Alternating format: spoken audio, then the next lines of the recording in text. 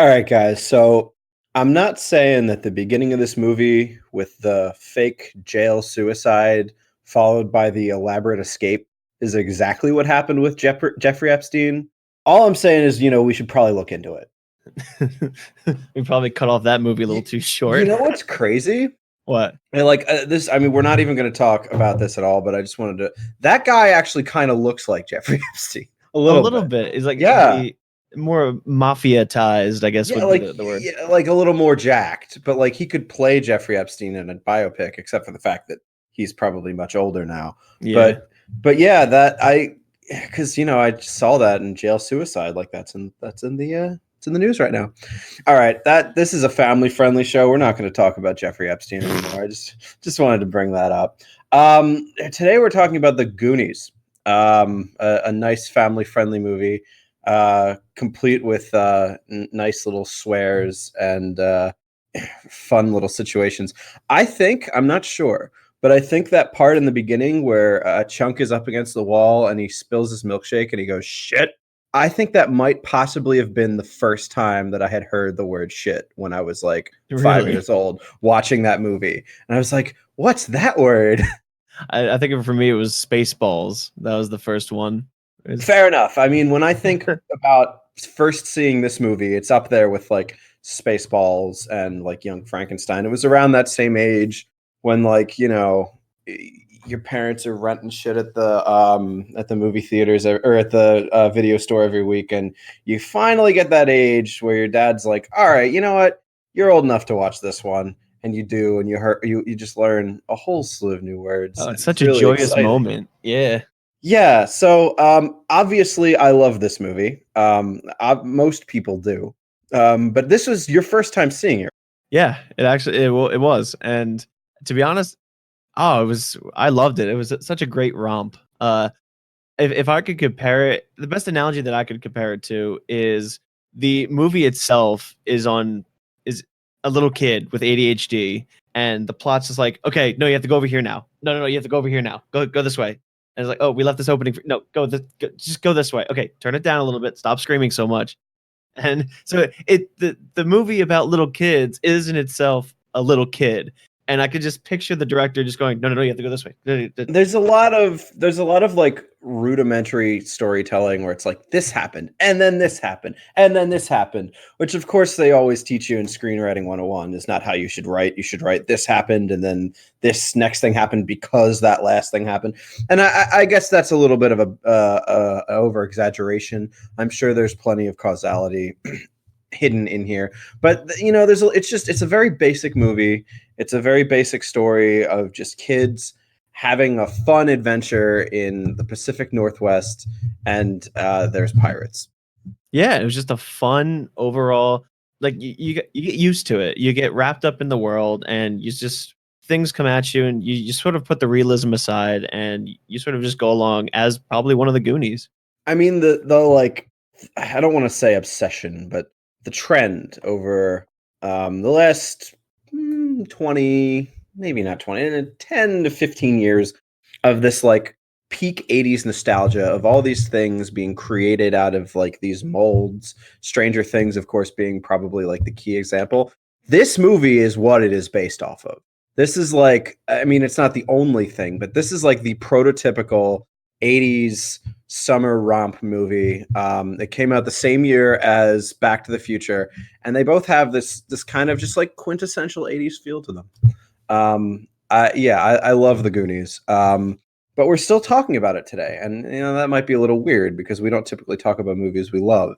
Well, I think it's a nice segue. Is the fact that I was because I know you were telling me that I had to go back in time to my 10-year-old self and watch this movie, or my 12-year-old self and watch this movie, and then have to see it a second time with a more of an analytical eye. And to be honest, I was only able to watch it once, and I couldn't, even though my adult brain was sort of trying to enjoy the movie and yet also try to pick out little divots. I mean, yeah, I picked out little divots in the movie, but to be honest, a lot of it, the plot and the story and just the overall fun of the movie sort of put blinders on me, and I couldn't really point out anything big like that, which I guess it has a tendency of sort of nullifying that analytical side because you're so caught up in what's going on that you can't really. It's hard to pick those out. Well, I'll get into why we're talking about this today, because I had not seen this movie in a while, and I wanted to revisit it because of something that I found online, kind of criticizing it, and we'll get into that. And but I don't know if the criticism necessarily holds up, but I just want to get into a brief little like rapid fire summary of this movie.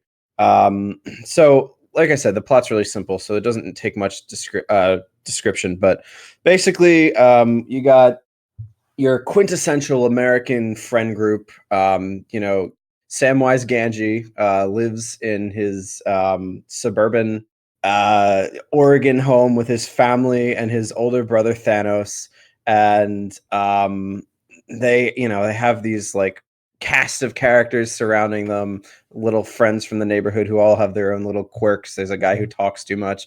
There's a fat kid, and everyone's like, "Oh, he's a fat kid," but he also is like this like New York accent, and is kind of like this like stereotypical New York kid, even though the movie has nothing to do with New York. Also, a pathological liar. Yeah, yeah. And then you have the little Asian kid who's like the stereotypical like smart Asian kid, but he's also like a inventor, and he's like sort of like a go-go gadget kind of thing. He's got all these little gadgets that like shoot off of his jacket that like he uses to solve problems.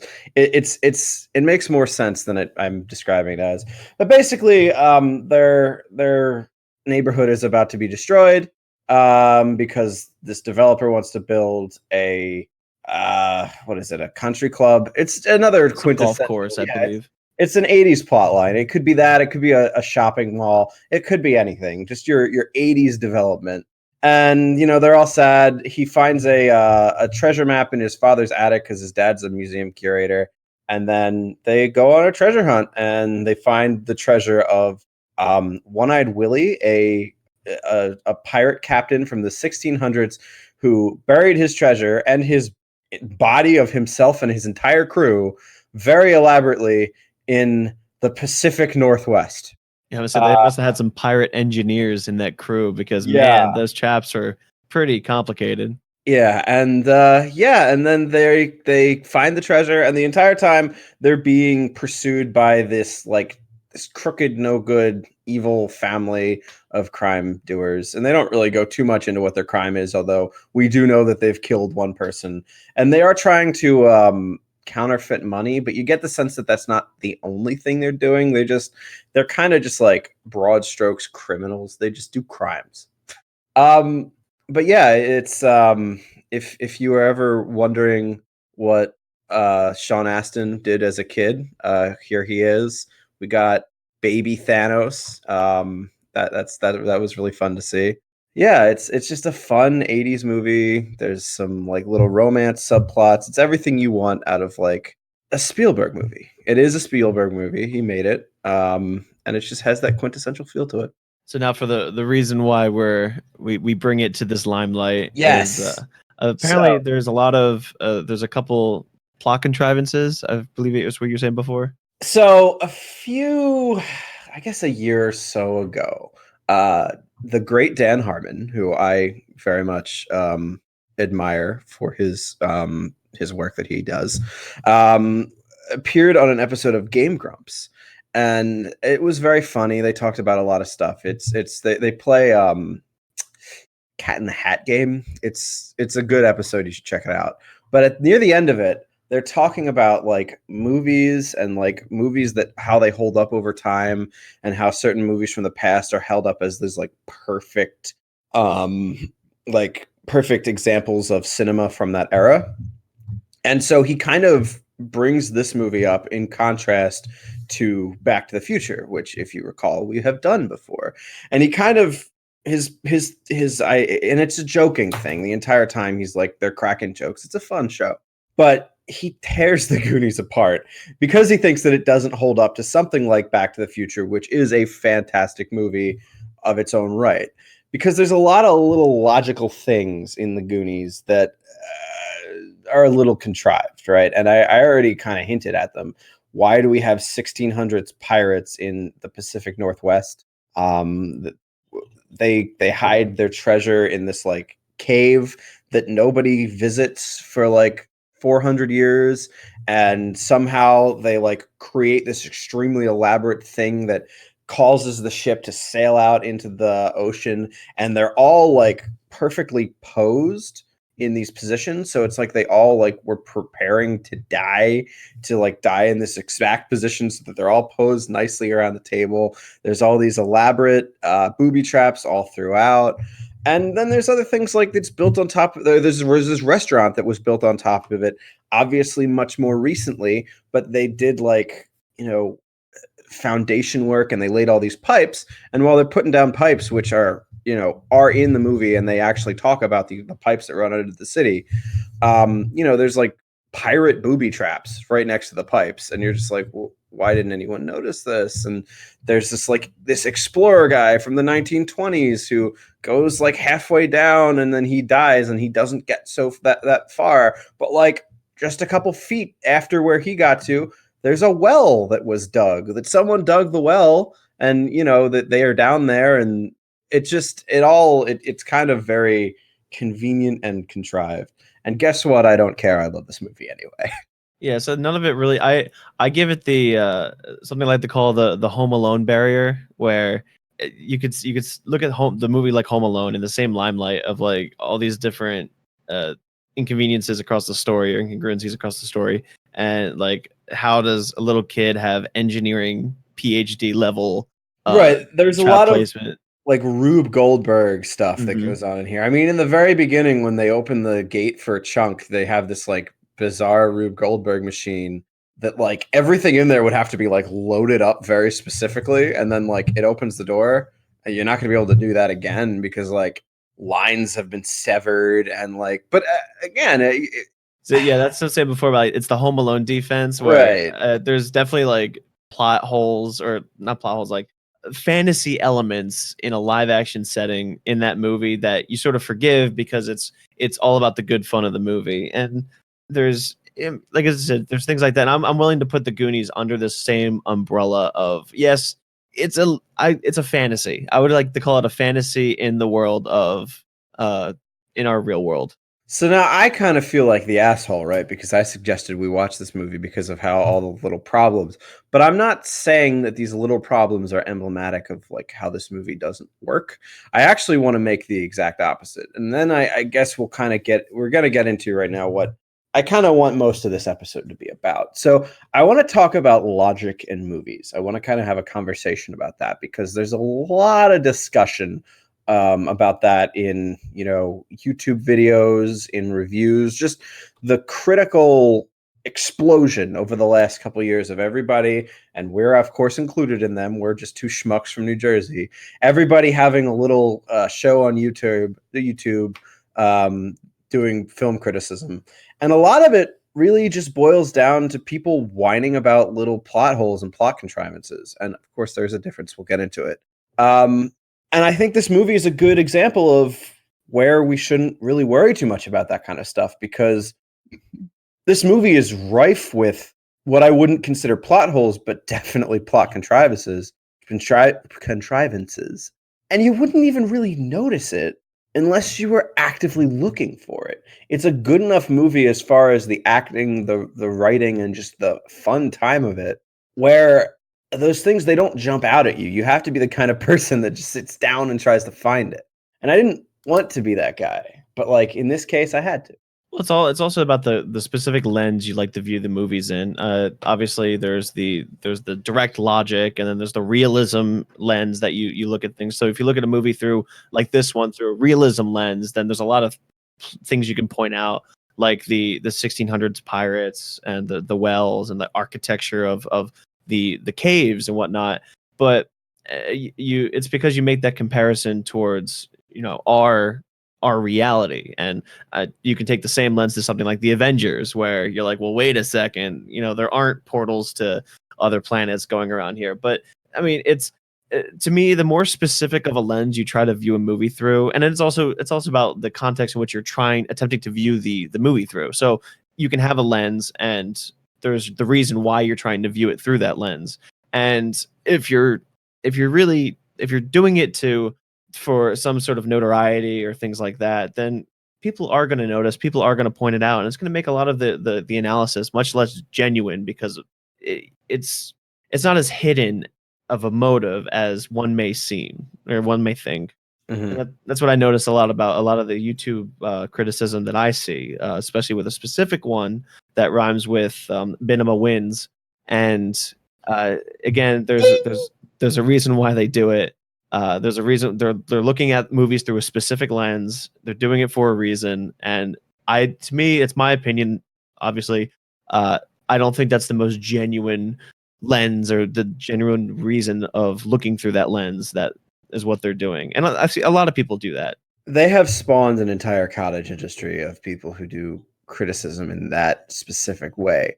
I call it dinging. People that are just looking for the dings. I call it criticism for clicks. Yeah, it's very clickbaity, and that kind of gets to like some of the struggles for us here, because like I do my best not to fall into that trap, to try and consider movies on their own merits, to try and maybe bring in some nitpicks here and there if they're appropriate, but always try to think about the work that the movie is doing, and more importantly, how people view it and what it means to people, right? So like something, for instance, like 13 Reasons Why, that we did a couple episodes to, and was one of my favorite episodes to record because I just had so much crap to say about it. I think it was legitimate for us to get really nitpicky with that, because what that movie or what that television show meant, the work that it was trying to do, it was failing so extremely ridiculously at. It was trying to be this, like, I hate to use the word woke pejoratively because I think that it is still a good thing, but it was trying to be this this like conversation starter for actual real issues, and it actively did damage to the exact people that it was trying to help. So in that lens, us going in and picking out every little nitpick that we find here and there is a good thing, because we're highlighting, the examples that we find of this thing doing bad, doing harm. And then you got something like Twilight, which we talked about last week, which again, we agreed, even though I was a little bit nicer to it, we agreed it's not a good movie by any stretch of the imagination, but it's, in my opinion at least, I came to the opinion that, or the conclusion, that it was mostly harmless. And so I really didn't want to go in on every little nitpick here and there, because who cares? It's not really hurting anyone. And that's why I think something like the Goonies, something that is just a quintessential pillar of so many people's childhood, to create like little listicles online and being like, actually, that thing that you love from your childhood sucks. 10 reasons why the Goonies suck. Like, it's funny because I haven't actually seen that much from the Goonies, but you could totally do that. The Goonies are lucky that they've been spared, but there are so many things out there that have suffered from that, like, syndrome. Take, for instance, I think one that everybody freaked out about when they all realized it was Raiders of the Lost Ark. That big, I don't even want to say plot hole again, but like sort of contrivance or just issue with the writing and Raiders. You know which one I'm talking about? Is it either the fridge scene or the sub scene? Okay, well, the sub scene, yeah, that's what I was talking about. The fringe scene, I have no idea what you're talking about, because that's not in any Indiana Jones movies that I know. It gets launched. It gets launched by a in a fridge, and No, he I comes know out. that. I was kidding. That's from the fourth movie that I don't. Oh, the one that I doesn't don't exist. Yeah, I don't acknowledge Yep. the existence of that movie. So it's fine. No, I'm talking about the fact that Indiana Jones was never needed in Raiders of the Lost Ark, because had he not been there, the Nazis still would have found the Ark. They still would have opened it up, and they still would have melted their faces off. There was no need for Indiana Jones to be present for any of that. Well, and that's the one thing I do have about like a lot of the criticism that I see in YouTube and other aspects is the ability to critique a movie from hindsight. And at least when I try to view criticism and whatnot, I try to remove as much of that hindsight as possible and try to offer the dissidence that somebody would feel as they're watching the movie is what actually is the genuine, concern to bring up when you notice a plot hole or a contrivance. But I do see a lot of that hindsight where let me watch the entire movie, let me view the entire story, and then safely say, oh well, he didn't need to be there during the entire movie, but you didn't know that until after you finished the movie. So it's things like that people tend to pick up on, and I mean, I definitely fall victim to some of that sometimes as well. But And it's fun too. I'm not gonna lie. It's a lot of fun to just pick out little nitpicky stuff, and that's why it's there. Like you don't have to. I don't want to give anyone crap for that.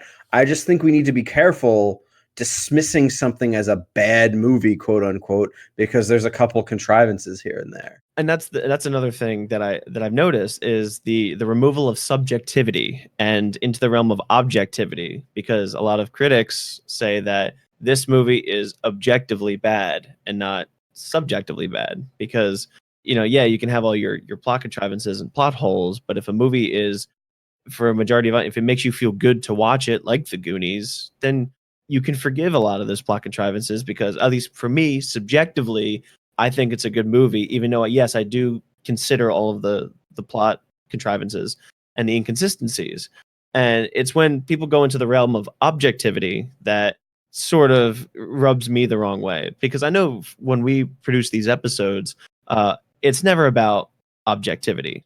It's always about our opinions. It's about what we consider to be good and bad in our opinion, and then the pitches that we suggest. It's what we consider to take the bad parts of a movie in our opinion. You go into the realm of having to say "in my opinion" the 16,000 times throughout the sentences just to make sure that the one person doesn't pause it 3 seconds after you say it. But yeah, all in all, it's a lot of the crap that I have a problem with is when you say something is objectively bad when it's obviously subjectively bad. Things like that.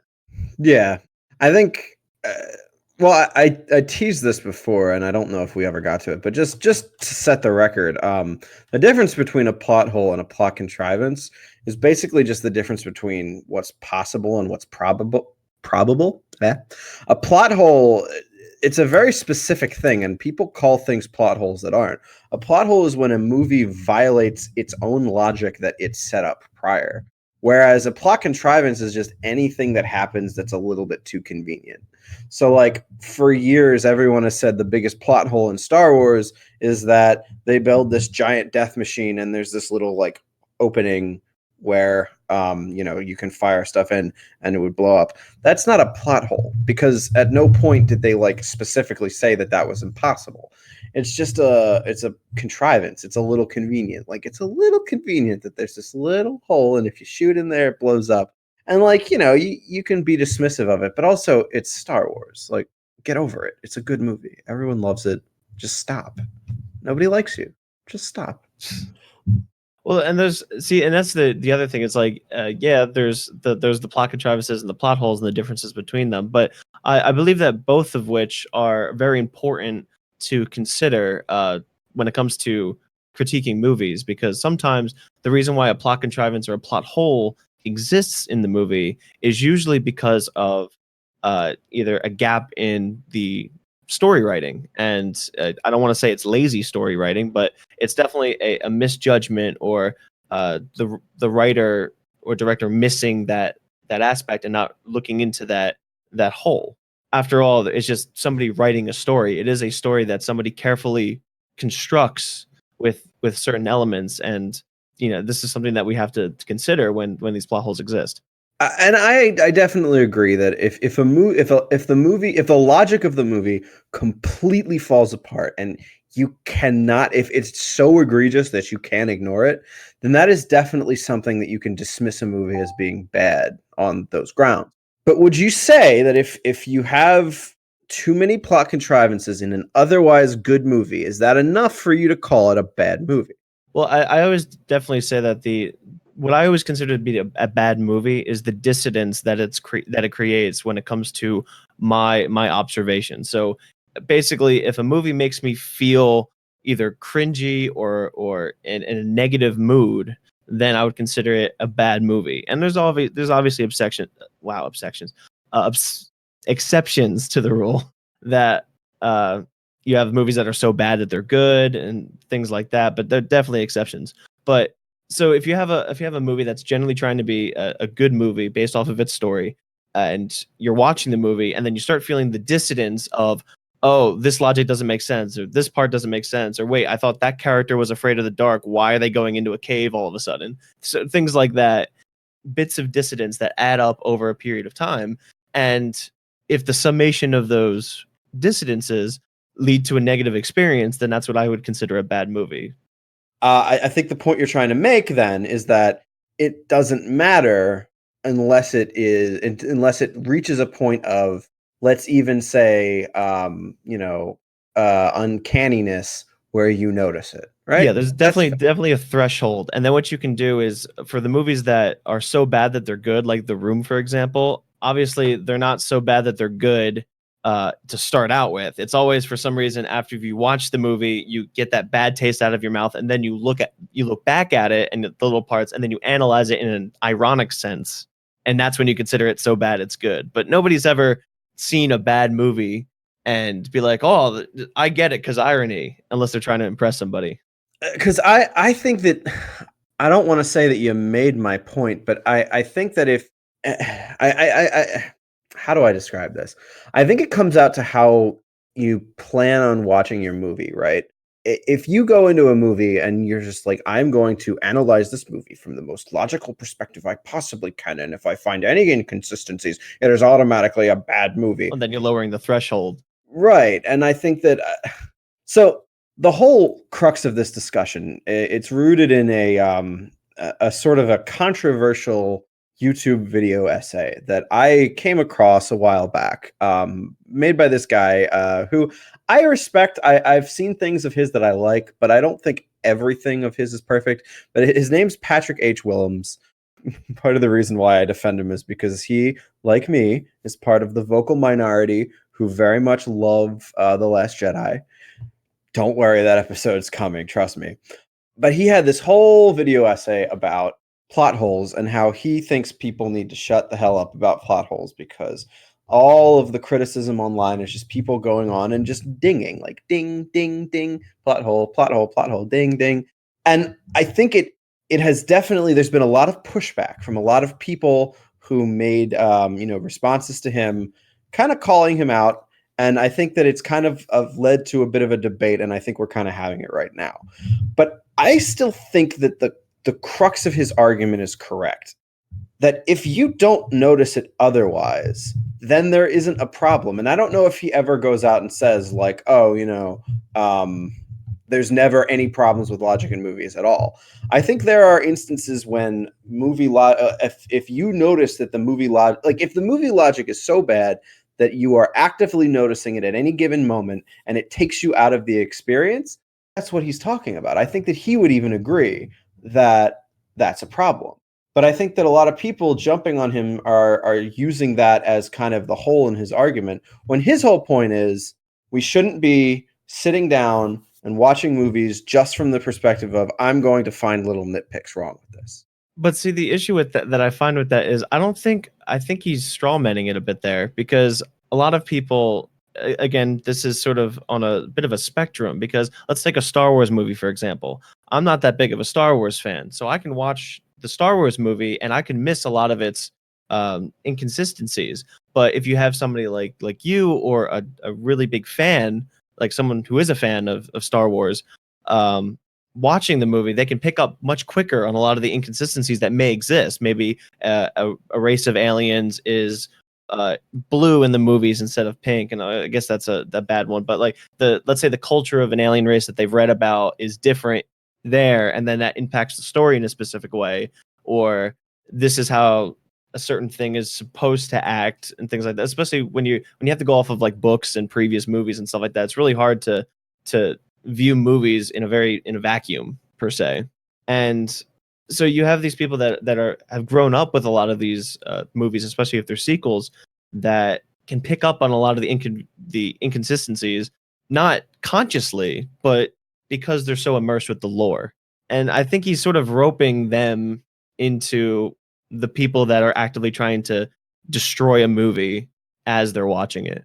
Fair enough. I don't want to go too much further into this discussion because it's going to butt up against what I want our eventual not Force Awakens, Last Jedi discussion to be. That's true, yeah. Because I would consider myself a Star Wars fan, yes, but I am not obsessed with the pedantry of it like a lot of people are. And I'm not going to sit here and be like, well, this one element from this movie is inconsistent from all these other movies, and so this movie obviously sucks. I care much more about the themes, the characters, and the message that's being brought across. I love Last Jedi because I felt like it was actually taking risks and trying to push the story in a new direction. And I really didn't like Force Awakens because I thought it was extremely stale and just more of what we've been seeing over and over and over again. So, but again, like from a logical perspective, yeah, that movie does fall apart at times. And guess what? So does every Star Wars movie. Star Wars is a mess. I don't watch Star Wars for its logic. There are a lot of people that claim that they do, and those people are lying to you because Star Wars is a mess. It falls apart at plenty of points, and that's not the point. It's not actually hard science fiction. It's fantasy in space, and you have to accept that and learn to love it, or you're just going to be disappointed.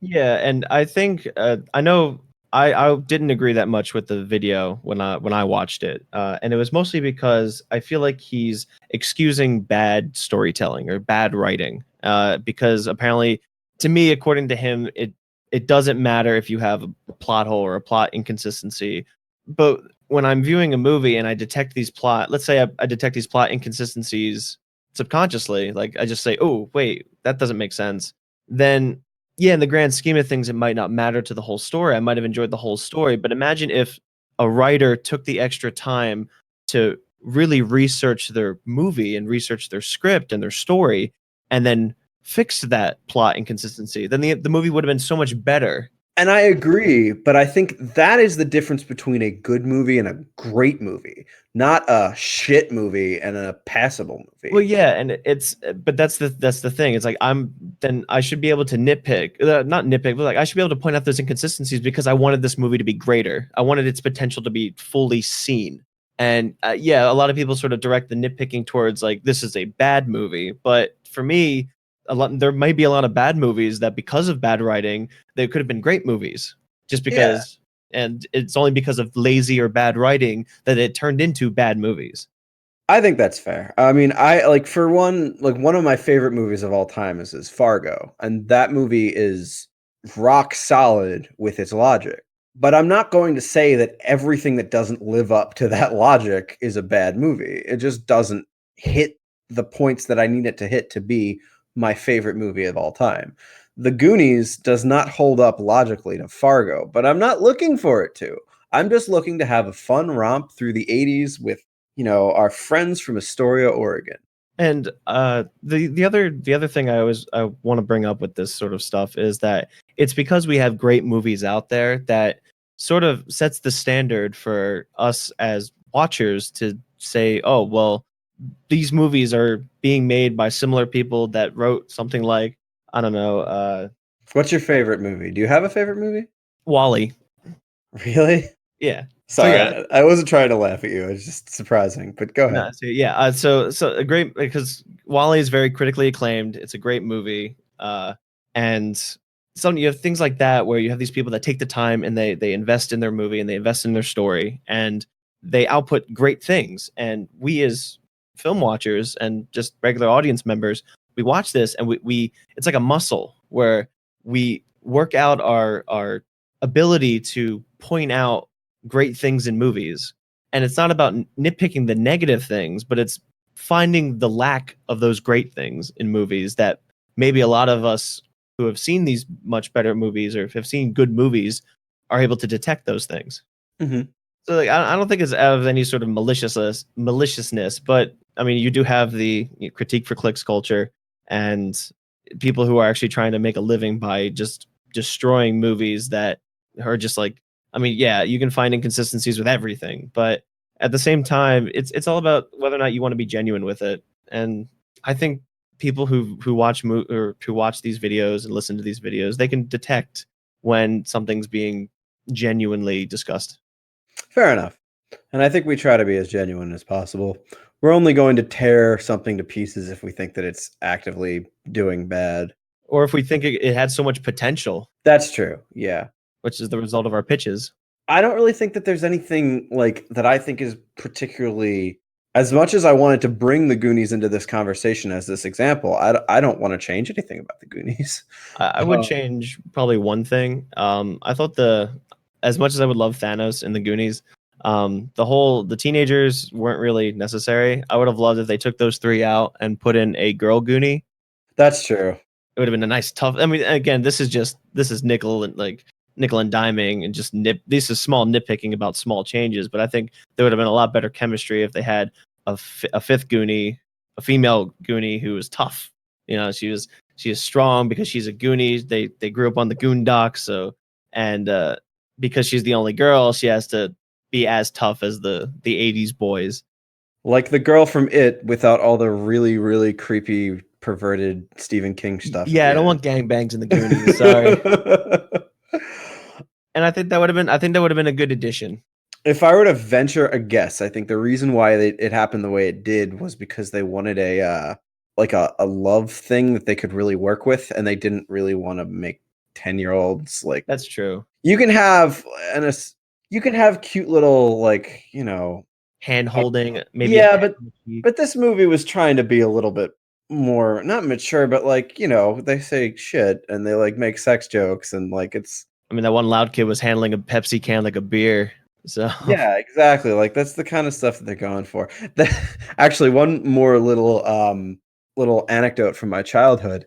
And again, it might not be true because it's probably, you know, just me exaggerating, but that scene in the very beginning where Mouth, Corey Haim's character, is translating Spanish of like all the little instructions to the maid of what I think that might have been like the first time when I was that age that I got like a real genuine like belly laugh from something that wasn't like, you know, oh, look, it's a, I don't know how to describe it, but like I just remember laughing so hard to that and like not having any context of ever having laughed that hard in my life before. I know for me, Alexi, it was when Chunk was getting interrogated by the criminals and they're about to put his hand in the blender. He says, "Tell us everything," and he gives him his entire life story. Yeah, it's just a classic movie. I just remember laughing so hard when I was, and yeah, I can never experience it for the first time again. Yeah, and it's things like that you can like this. It's things like that you can excuse small things for, because I know for me, I don't laugh as much. I didn't laugh as much with other movies as I did with this. Like, it was a genuine laugh. And if it's willing to have a bit in the movie that allowed me to laugh like that, and I think that deserves a little couple of points of protection against the small inconsistencies. I think so too. Sorry, Dan Harmon, but I got to disagree with you. The Goonies still holds up. It's got the hack job seal of approval. Yeah, I mean, if the way I see it, if I can't write a pitch that like utterly changes or does anything with that movie, then it holds its weight in water. I just can't. I was thinking of writing a completely disingenuous pitch where you wrote one where you went out of your way to solve every plot contrivance that you possibly could and make it as boring as possible, you know, in the process, and just show what that would be like. I think actually, if you've ever, here I go plugging Lindsay Ellis again, but she has a really interesting video where she talks about the new live action Beauty and the Beast movie and how it almost seems to operate to just like correct all the little pedantic things that people pointed out about the animated movie and how it's just so much worse as a film for that. So yeah, I wouldn't have actually done that, but I think it would have been a nice little tongue-in-cheek thing. Unfortunately, I didn't have a lot of time this week because of work and health stuff, but you know, maybe next time. Well, and that's what it comes up with what I like to call the essence of the movie. You have a movie like Beauty and the Beast, where the new one that is, you sort of get that inkling that they made the movie to make those corrections while also trying to tell the story. And when the movie's no longer about telling the story and caring more about what the audience thought about the previous movie, then you can see that, and you can see that in the essence of the movie, and that's why it was seen as boring, as dry, and things like that. Plus a bunch of other stuff that I couldn't get with that movie. But when you have a movie that just says, "I don't give a shit. I'm going to tell this story. I don't care about your plot holes or Yeah, you definitely get like a I don't give a shit kind of notion from this movie, and all the better for it. yeah." And there's a lot of movies that do that, and they're considered good movies. Like the one that I can think of off the top of my head is Spaceballs that I mentioned earlier. That movie does not give a shit about what you think about it, and it's a good movie because of it. Yeah. But I feel like nowadays a lot of movies are so worried about what the audience thinks about them. For some good, Sonic, ooh, and you got some bad, which in this Beauty and case the would be Beast. Beauty and the Beast. Maybe the Last Jedi as well. I don't know. Oh, we'll get there. We will get there, dear listener. Just wait. It will be an extravaganza. One could even say that we came up with the idea of this show so that we could talk about Last Jedi with a bunch of our friends online and get really angry and heated about Yeah, we definitely want to do that justice. it. Oh yeah, it's coming. Well, is there anything that we need to say more about the adventure of this week being the Goonies? Not really. I mean, I thought about like what a modern retelling of it is, but honestly, everybody is just trying to do 80s pastiche, and if you just made an 80s pastiche of the Goonies, all you're gonna get is the Goonies. So you don't really need to do it. I would love to see like a version that took place in New Jersey because I don't know if you know this, but according to legend, Captain Kidd's treasure is buried in the Pine Barrens. So Oh, that would be fun. Captain Kidd, the whole idea of burying treasure, like pirates didn't actually do that. The whole mythology of pirates burying treasure comes from one guy, Captain Kidd, who did it once because he was like evading, I don't know, capture or whatever. And apparently that was actually he went all the way up to New Jersey to do it and then back to the Caribbean. So they say. But like that's pretty cool. Now you've had your little pirate listicle for the day. We can leave Pirates of the Pacific Northwest behind and get into what next week's episode is. so I came across two movies after this, actually after the video that you sent me to watch about plot holes. I did a little bit more digging and I found two spectacular movies. Oh boy. I have an idea too, but we'll probably go with yours, but just go with it. Just tell me what it is and then I'll tell you what mine is. Okay, so we have Swiped, which Oh, is I've never even heard of that. it's I like about where this is going. hookup apps like Tinder.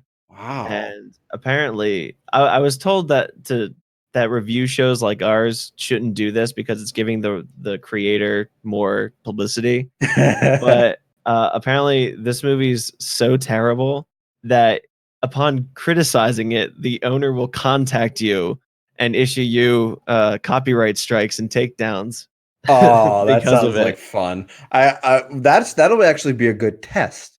If we actually get to looks like her, if we get to her, then we know that we've made it.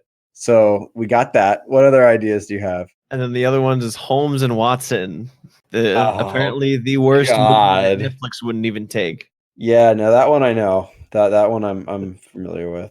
Okay, Because so that would be us like really getting into like the bad movie territory. and I So I'm think we down could for write a better movie. Oh I think yeah. we could write better movies. Okay, and then here's my idea. We can table it because I know we just did one of my ideas, but I had this thought about how we talk a lot about like how when we were kids we watched like all the VHS movies that you just got at the store, and you kind of just like have it put in front of you and you just consume it and you don't really think too much about it, right? Mm-hmm. When I was really little, so one of my favorite animated movies to this day is The Secret of NIMH. Love it, Yes. Oh, so good good. movie. There's a sequel to it. The Secret of NIMH 2, yeah. Yeah, and when I was a kid, I didn't know the difference. You could put them both in front of me, and I would have a great time. As it turns out, The Secret of NIMH 2 is trash, whereas The Secret of NIMH, the original, is one of the best animated movies ever made. So that would be a really fun little contrast for us to talk about, like this amazing movie, this terrible sequel, and how when we were 6, we didn't know the difference. Ooh. Okay. But we can get to that. We don't have to do that next week.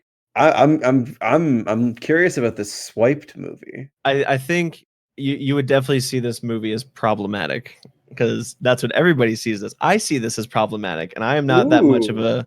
ooh, ooh. Let's do it then. I have no problem flexing my woke bona fides here. All right. Oh man. And yeah, so okay, next week we are going to attempt to write a better movie for Then Swiped. Swiped, whatever it is.